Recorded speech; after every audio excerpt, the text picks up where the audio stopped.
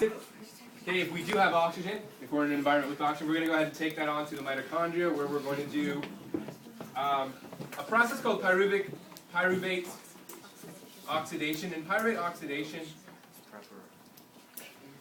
is basically a stage prior to the Krebs cycle where we're making a molecule.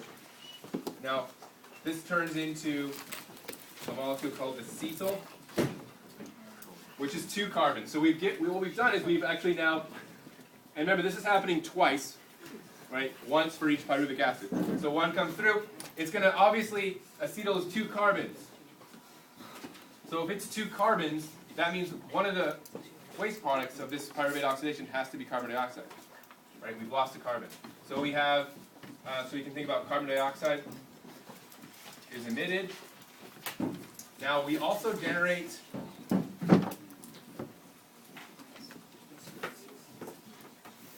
because we've broken this down, we've also generated a high energy electron that we capture. So we have NAD plus into NADH. That's all in pyruvate oxidation. Now, we have something called CoA, a coenzyme that has to join into acetyl before it enters the Krebs cycle. The point of that CoA, is it helps acetyl get broken down in the Krebs cycle. Coenzyme, right? We know what enzymes are. They sort of catalyze reactions. A coenzyme is something that's going to help the enzymes involved in the Krebs cycle catalyze this reaction. So we have to attach, so maybe I shouldn't have drawn this too soon. We have to attach CoA.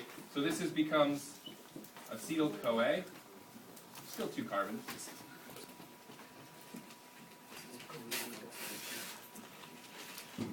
This is now going into our Krebs cycle. So I'm going to draw the Krebs cycle just as a circle down here. We're not going to get into too much detail about it. I kind of treat it the same way I treat Calvin cycle. Okay, Krebs cycle. The Krebs cycle produces a couple of things. For starters, we're breaking this down, so we're releasing high energy electrons. So we got NAD plus, making NADH still. We also have another electron carrier that is unique to this process, and that's FAD.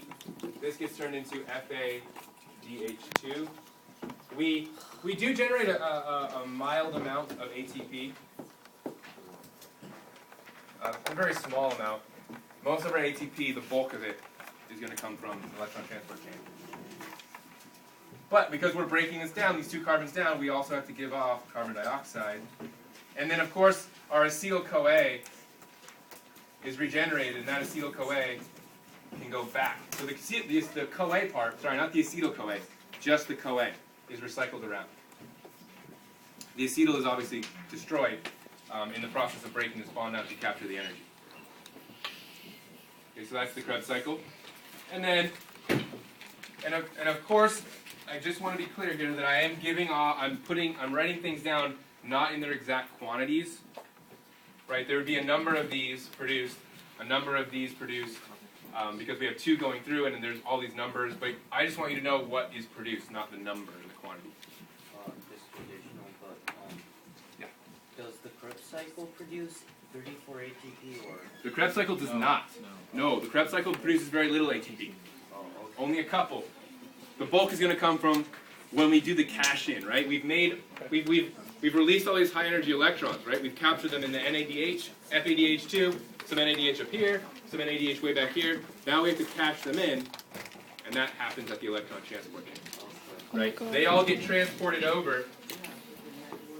So this gets kind of, so I'm going to draw the electron transport chain just like I've drawn it before. Okay, and where the electron transport chain is in the mitochondria, is it's not actually along this membrane. The mitochondria is dual membrane layered, sort of like the chloroplast. There's another membrane that sort of runs kind of like this. It's like very, very squiggly, and it basically runs all around the interior of the mitochondria. And this is happening along this membrane. And what happens is, so NADH goes to the electron transport chain, FADH2 goes to the electron transport chain. These anywhere we produce an electron carrier, they all now go to the electron transport chain. And in that, during that time,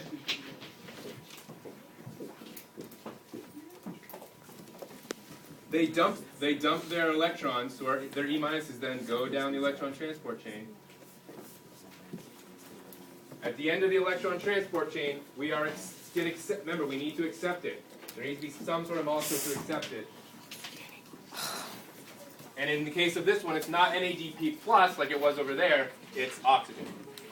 So we have oxygen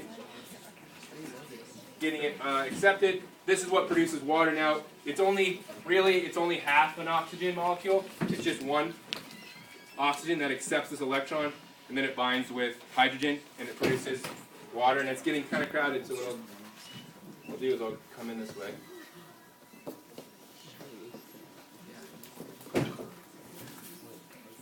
So the electron comes down the electron transfer chain, binds with oxygen.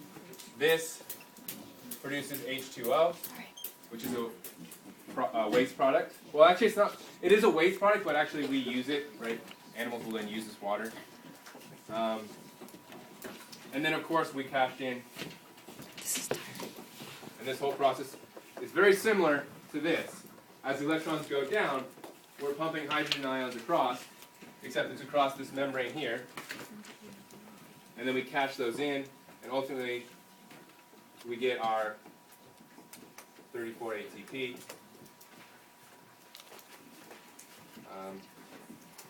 All of our electron carriers are regenerated.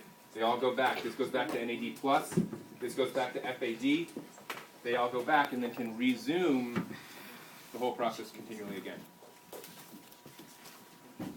Does one glucose make 34 ATPs or 68 ATPs? 34. Okay. This is accounting for the two